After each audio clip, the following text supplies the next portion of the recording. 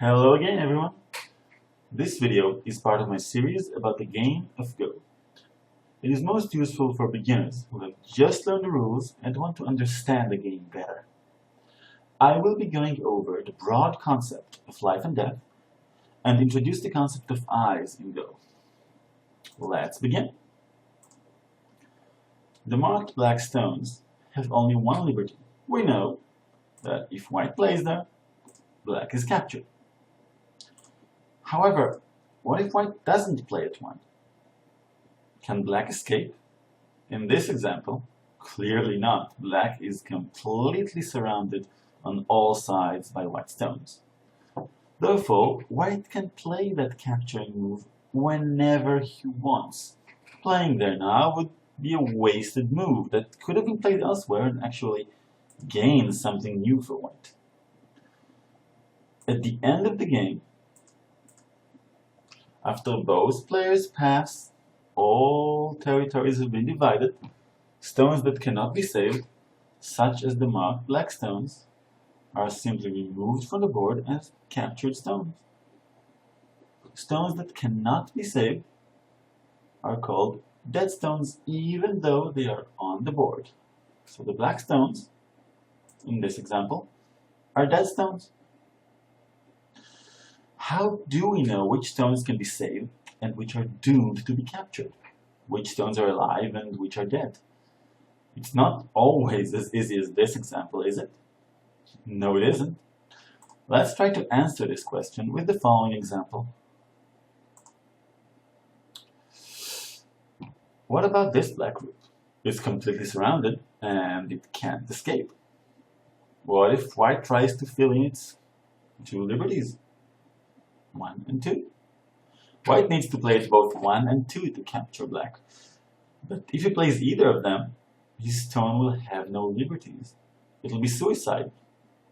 If white plays at 1, his stone will be instantly removed from the board. And the rules of the game forbid that. Even if they didn't, white would just create a captured stone of his own. White can never play on either of these 2 points. That means white can never capture this black group. We have found an indestructible group of stones. White can never capture it. That group is alive, this one.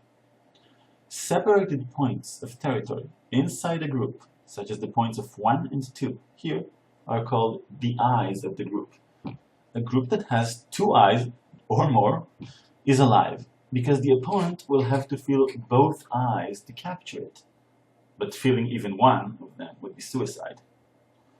So, if white could stop it, he wouldn't want black to play here, this move, and make 2 eyes. He would very much like to keep black down to 1 eye, or none, if he could. How does he do that? If white just plays here,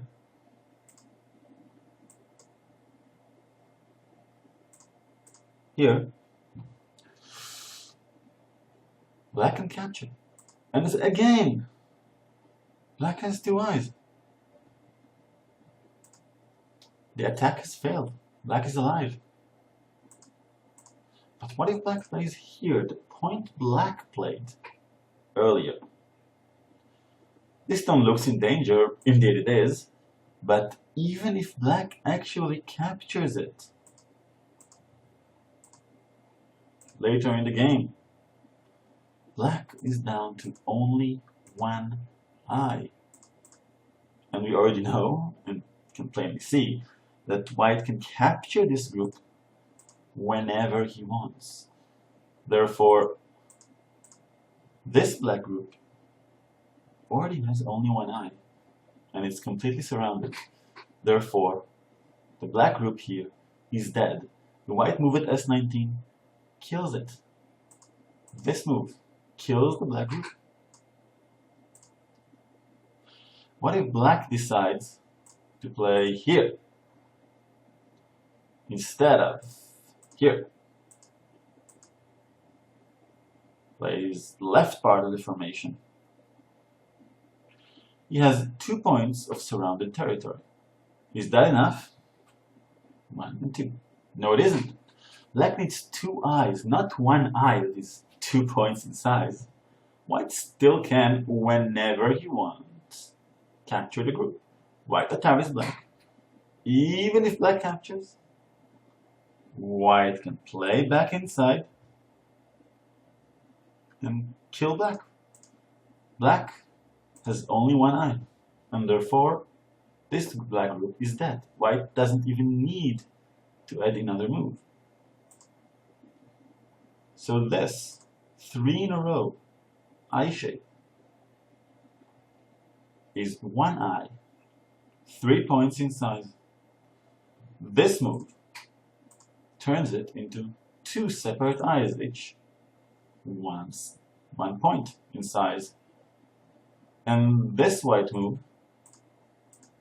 destroys the eyes, destroys the black group's eyes.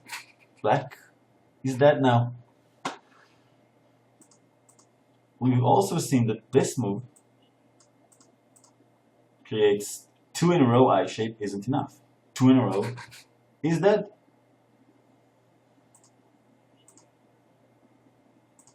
Okay. We've seen that even if black captures white here, he still has only 1 eye.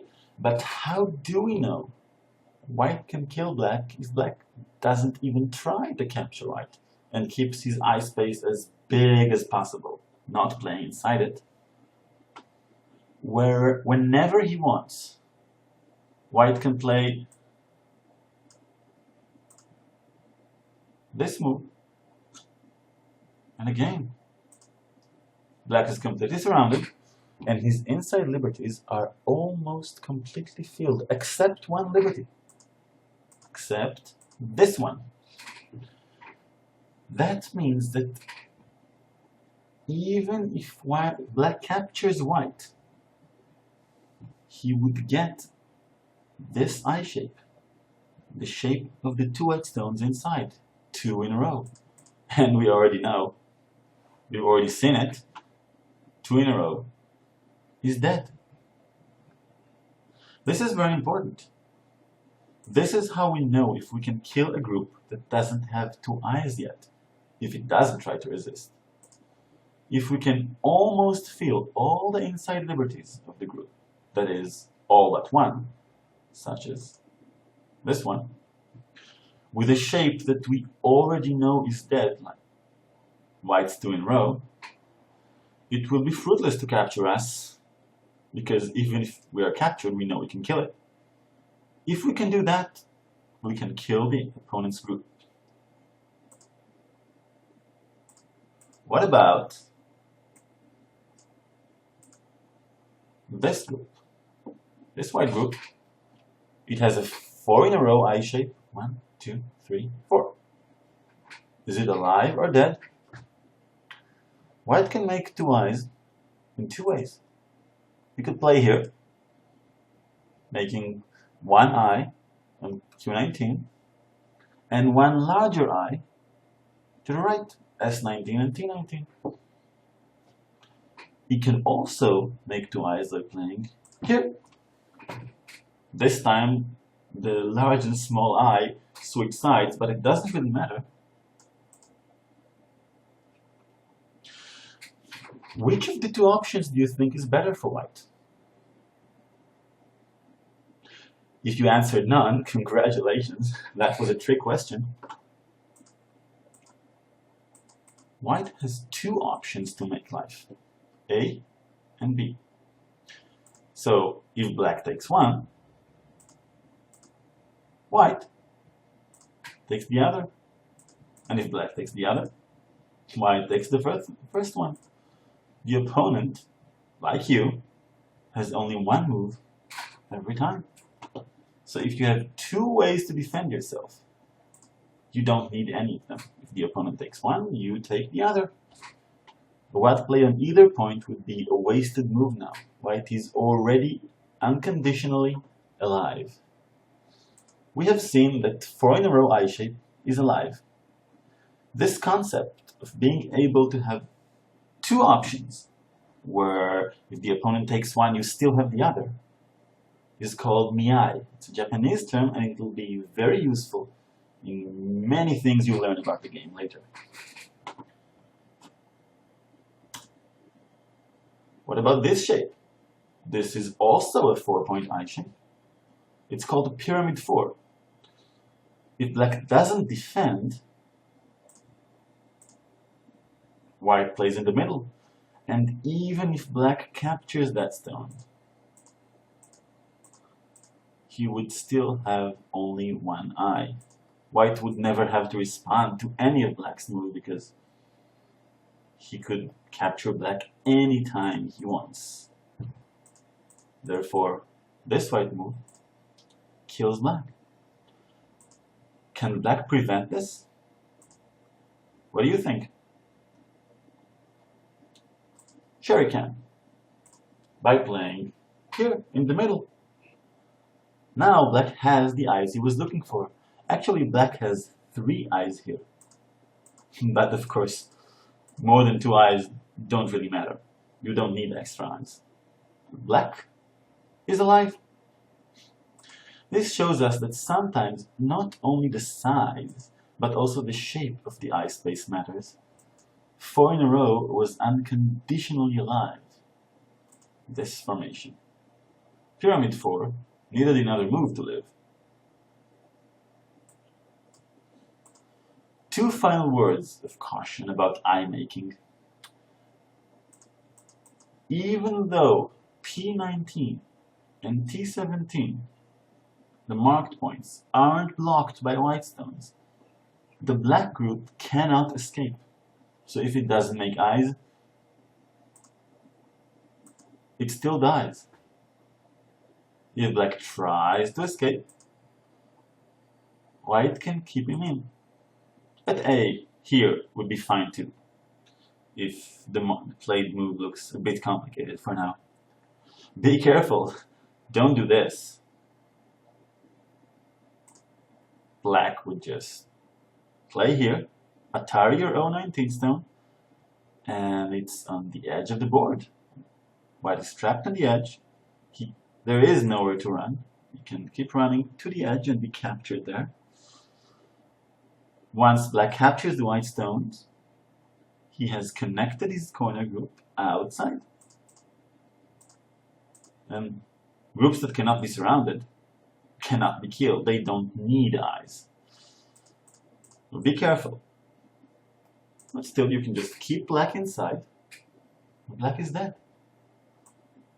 That means that even if the group isn't surrounded completely, even if not all its outside liberties are taken, if it cannot escape the surrounding blockade, it still must make 2 eyes or be destroyed.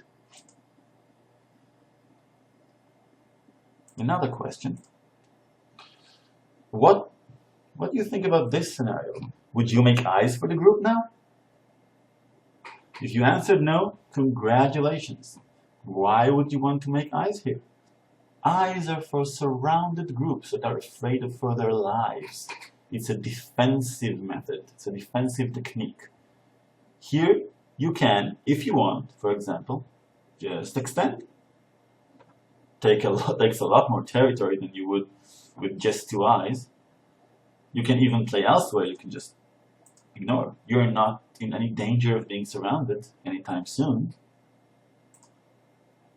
Actually, reaching this position was probably a mistake by black, playing so many defensive moves without being in danger, while he could be making a lot of territory elsewhere on the board. As you get to know more shapes and gain experience, your mastery of life and death will improve dramatically. For now, just try to pay more attention to it. Knowing which groups can live and which can't will help your games tremendously. I will be going over more shapes and techniques for life and death, as well as introducing false eyes in a later video. Hope you enjoyed this one. See you next time!